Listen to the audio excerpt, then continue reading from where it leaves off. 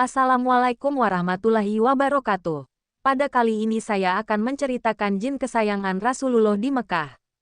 Berbagi kisah Mubar merupakan makhluk gaib dari golongan bangsa jin yang telah memeluk Islam dan memegang teguh agama Tauhid sejak zaman Nabi Nuh alaiham.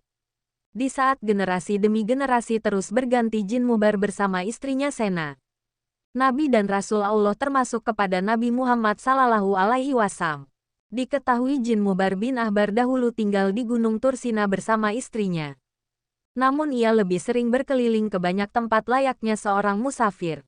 Pernah pada suatu ketika jin Mubar memutuskan untuk pulang kembali ke rumah, namun sedihnya ia menjumpai sang istri yang sedang menangis.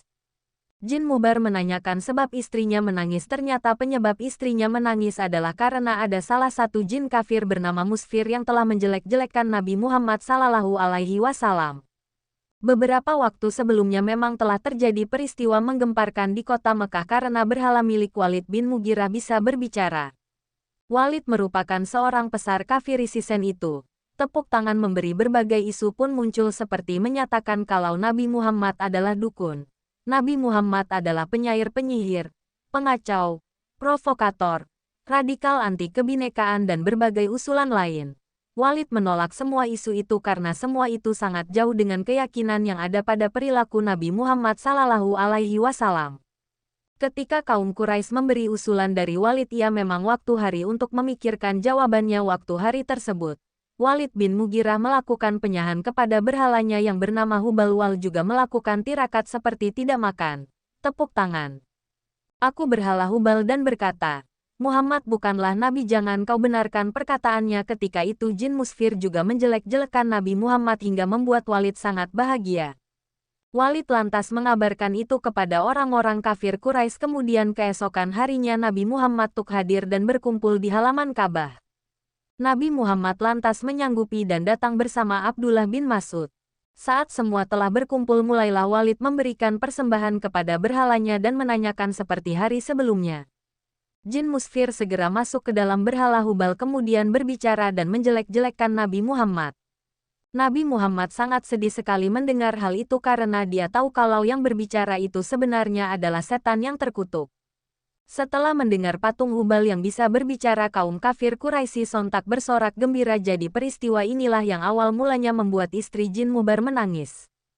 Setelah mendengar penjelasan dari istrinya, jin Mubar lantas sangat marah sekali. Ia kemudian mencari jejak jin kafir Musfir dan mengejarnya hingga membawanya ke Mekah.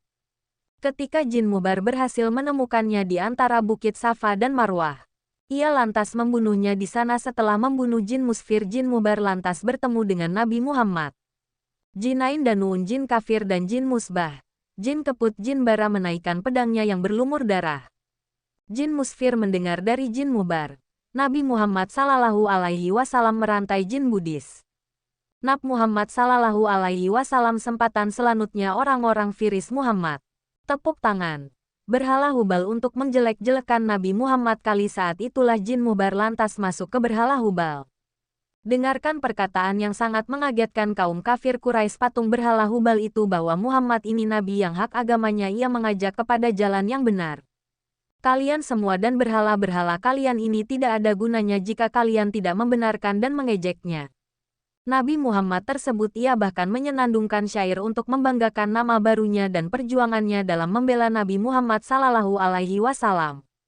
Semoga kisah ini dapat memberikan manfaat bagi kita semua. Jika kalian suka dengan channel ini, silakan klik tombol subscribe untuk mendukung Berbagi Kisah sebagai salah satu channel yang memberikan informasi kisah-kisah Nabi dan sejarah Islam yang dapat kita teladani. Jika ada salah kata, saya memohon maaf yang sebesar-besarnya. Sebagai umat muslim, akhirul kalam, wassalamualaikum warahmatullahi wabarakatuh.